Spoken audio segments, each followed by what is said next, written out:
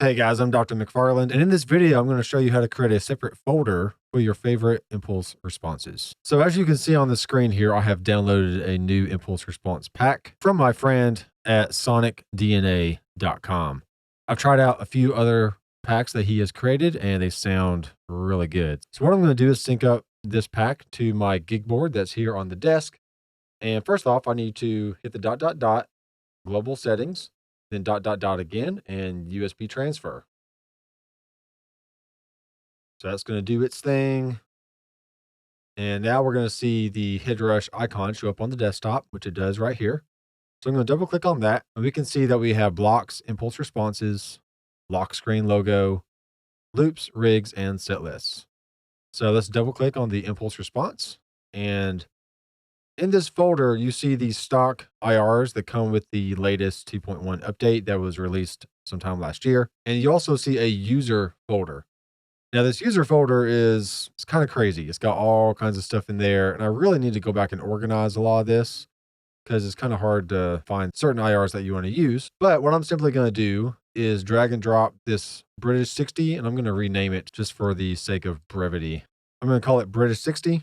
And let's just drag it into the folder. So what this means is when you go back and look at it on the gig board or your Headrush pedal board, you're just going to see that folder with just the IRs in the folder. You're not going to have to look through the user folder and try to hunt and peck and search and whatever else.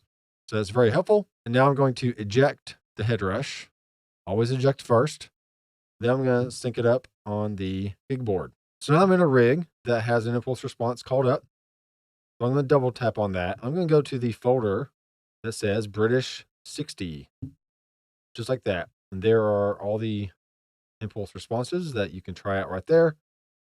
Or let's say that you wanted to go to any other folder, which you can. Here's the user that has all the individual users and stuff in there. So what I suggest you do is, one, a great thing to do is to find an impulse response that you like, then save as new preset or save new preset. What that's going to allow you to do is if you go to preset default, you can see that I have some presets up here, but I also have some ones down here that I have named myself or saved as a new preset.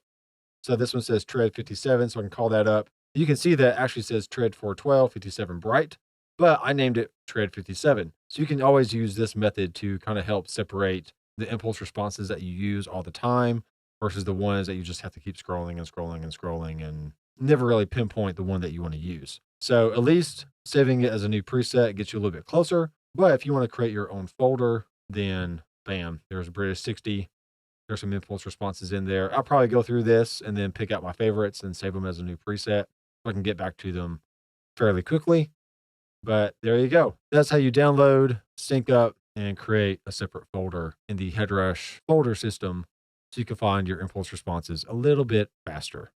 So thanks guys for watching. I'm Dr. McFarland. I will see you in the next video. Keep rocking. Hey, wait a second. Before you go, be sure to check out the description down below. There's a lot of really cool links. And definitely be sure to check out my website, drmcfarlandstudios.com. See ya.